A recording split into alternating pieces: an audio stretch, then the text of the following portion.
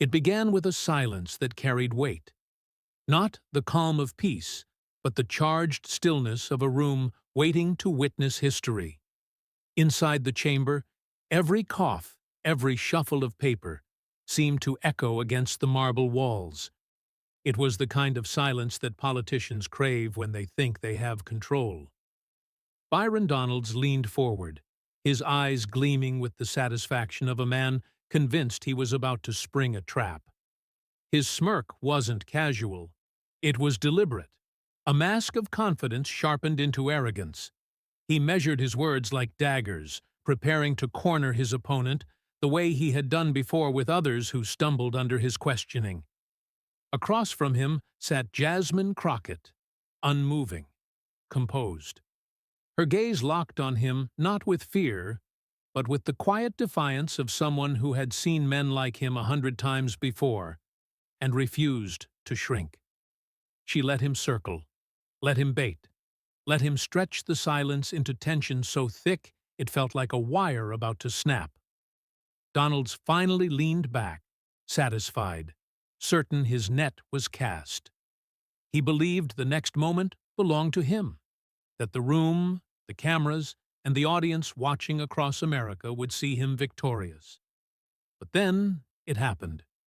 Before the audience could blink, Jasmine Crockett leaned in, her voice clear, steady, and laced with steel. With one sentence, just one, she detonated the chamber. It wasn't loud or frantic. It didn't need to be. It cut through his performance with surgical precision. Gasps rippled across the room.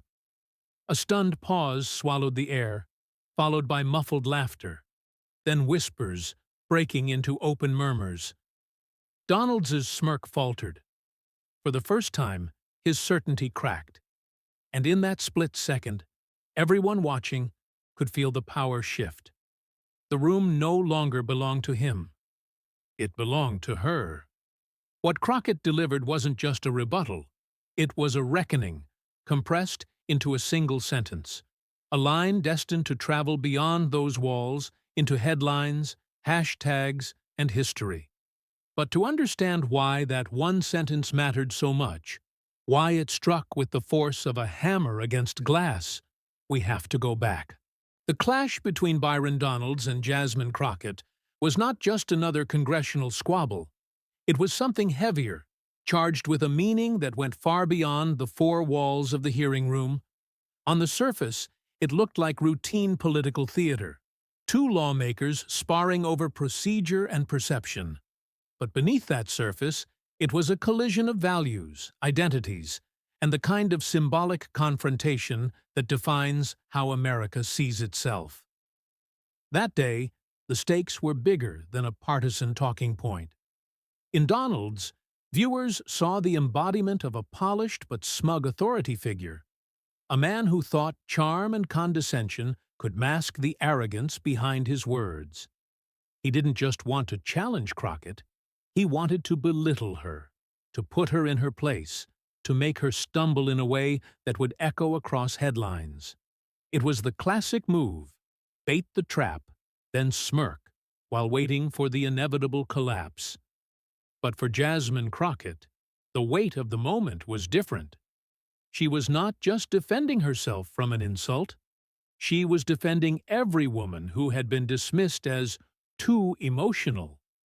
Every black voice treated as an outsider in halls of power. Every citizen whose very existence was questioned as if they didn't belong. Her presence at that desk wasn't incidental. It was earned. And that is why the silence before she spoke carried so much electricity. In those tense minutes, the room was holding its breath. Cameras lingered, capturing the exact tilt of Donalds's smile, the poised calm of Crockett's posture, the restless unease of those around them. Even those who had walked into the hearing uninterested suddenly felt a strange pull. Something was about to happen. And when the air feels that heavy, people don't just listen, they remember. This wasn't about committee rules. It wasn't about a technical detail in a bill. It was about who gets to claim dignity in the American story. Donalds thought he had engineered a performance that would showcase his wit and disarm his opponent. Instead, he set the stage for something far more powerful, a moment where arrogance would be publicly, unmistakably, shattered by truth. The tension was not just political, it was cultural, it was generational. It was the test of what happens when confidence without humility collides with courage, forged in fire. Everyone could sense that Crockett's response was going to matter. The only question was, how far would it reach?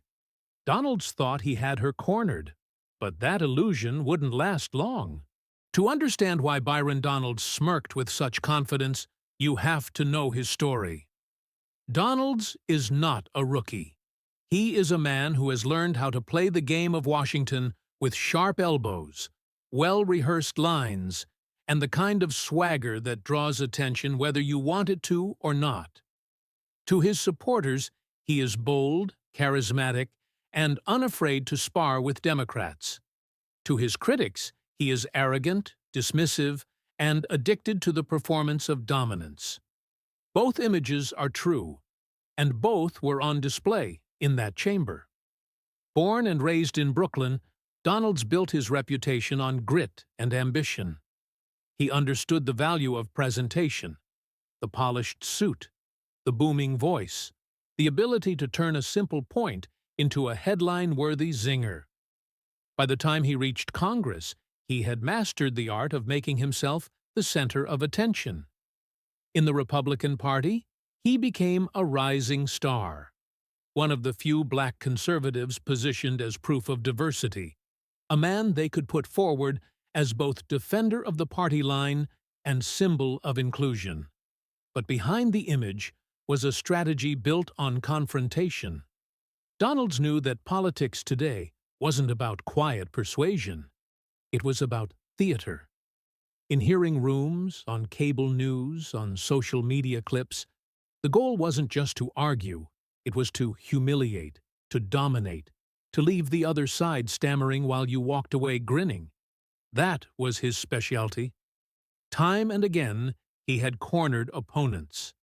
Sometimes with sharp interruptions, sometimes with smug hypotheticals designed to trip them up.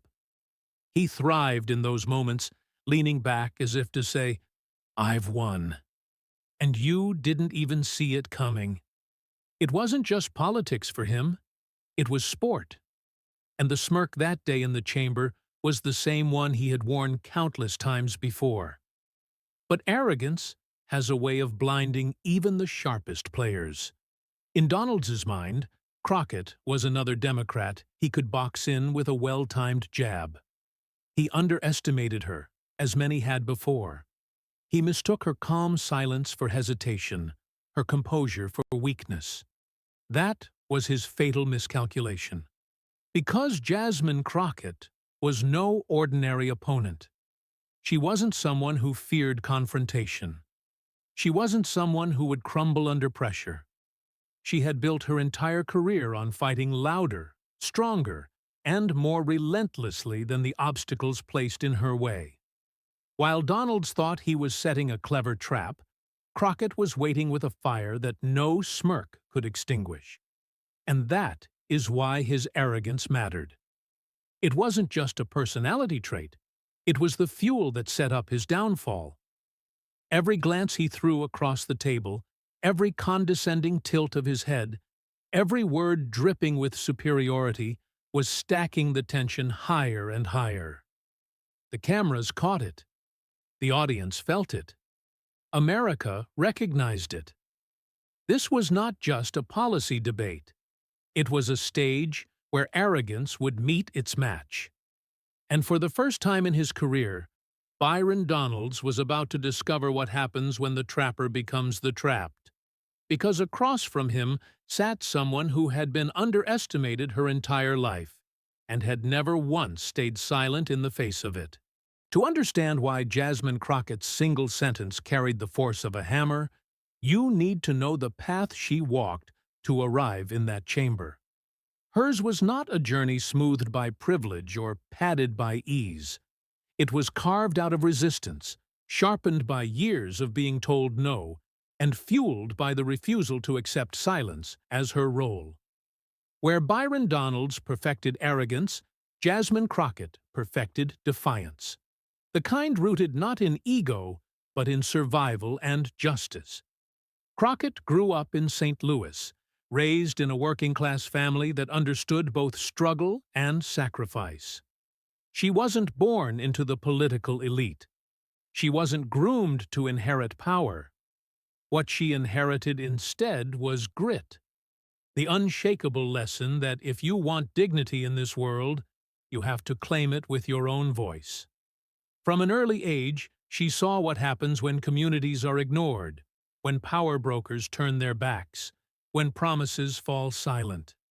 Those lessons never left her. Law school was not easy.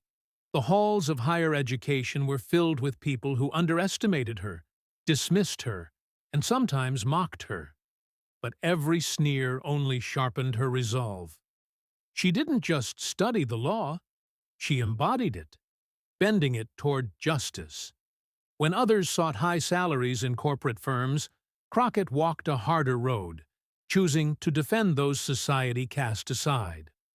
As a public defender, she gave her days and her nights to clients who had no voice, no resources, and often no hope. She was their voice. She was their fight. It was in those cramped courtrooms, standing beside young men and women society had written off, that Crockett developed her trademark fire. Judges tried to silence her. Prosecutors tried to intimidate her. But she refused to bow. She discovered that sometimes the only weapon you have is your voice, and when used with precision, it can cut deeper than any blade. That fire followed her into politics, where she carried the defiance of the courtroom onto the floor of the Texas House of Representatives. In Texas, she was underestimated again. Critics called her too loud, too brash, too unapologetic. But in reality, she was exactly what her constituents needed: someone unafraid to call out hypocrisy, someone willing to challenge corruption face to face. She built a reputation as the fighter who would not be silenced, no matter how uncomfortable her words made the powerful. Her speeches went viral, her presence unmistakable. For every insult thrown at her, she responded with steel. For every attempt to dismiss her, she returned with truth that stung. And when she arrived in Washington, she brought that fire with her. In a city where performance often overshadows principle, Crockett refused to play small. She wasn't there to impress the establishment. She wasn't there to fit neatly into decorum. She was there to speak for the people who had long been ignored, for immigrants seeking belonging, for working families struggling to be seen, for Black Americans tired of being silenced. Crockett was their echo in the halls of power. That is what made her confrontation with Byron Donalds more than just a clash between two politicians. It was history colliding with arrogance. Donalds believed he was playing another round of his favorite sport: humiliation. He thought he was springing a trap, but Crockett had lived her entire life walking through traps designed to keep her silent. She knew the sting of condescension. She knew the weight of being underestimated. And she had turned those wounds into weapons sharper than Donalds could imagine. Every experience, every courtroom battle, every legislative fight, every dismissal turned into defiance, led to that moment in the chamber. Crockett's voice carried not just her own conviction, but the collective power of those she represented. When she leaned in, when she delivered that one devastating sentence, she wasn't speaking only to Donalds. She was speaking to every person who had been cornered, smirked at, or told to know their place. She was declaring in real time that the days of arrogance going unchallenged were over. And so, when Donalds launched his trap, Jasmine Crockett wasn't just defending herself, she was carrying every voice that had ever been silenced. She was about to prove, in the most public way possible, that sometimes the strongest weapon in politics isn't a lengthy speech, a stack of papers, or a polished argument. Sometimes it's a single sentence, sharpened by a lifetime of fire. The chamber was no stranger to tension, but on this day the air carried something heavier. Byron Donalds had settled into his rhythm, weaving questions not to uncover truth, but to corner. His tone dripped with authority, every word calculated to box Jasmine Crockett in. He leaned forward, eyebrows arched, voice rising and falling like a man conducting a performance he believed he had mastered. The trap was being set. It began innocently enough, phrased as a simple inquiry, the kind that masks the dagger hidden beneath. Donalds pressed on issues of credibility, insinuating contradictions, dangling bait with the confidence of a man who believed his opponent would eventually stumble. Each sentence tightened the noose, or so he thought. His smile lingered, the same smile that had disarmed others before. But Crockett was not blinking. She sat still, her face unreadable, her gaze steady as if she were watching a storm blow itself out. The room noticed. Spectators leaned in, waiting to see if she would crack under the pressure. Staffers shifted in their seats. Reporters scribbled furiously, sensing the possibility of a headline. Donalds mistook her silence for surrender. He filled the air with more words, layering his argument with the smug assurance of a man already celebrating his victory. He threw out pointed barbs, rhetorical traps designed to force her into a corner where any answer would appear weak. His cadence grew sharper, his body language more animated, his trap nearly complete. But what Donalds couldn't see was the patience behind Crockett's calm. She wasn't scrambling for a way out. She was waiting. Every word he added, every insult disguised as inquiry, was rope he was wrapping around himself. The room could feel it, even if he couldn't. There was a stillness in her restraint, a storm gathering in her silence. The tension mounted. Would she respond? Would she stumble? For a moment, it felt as though Donalds had her exactly where he wanted her.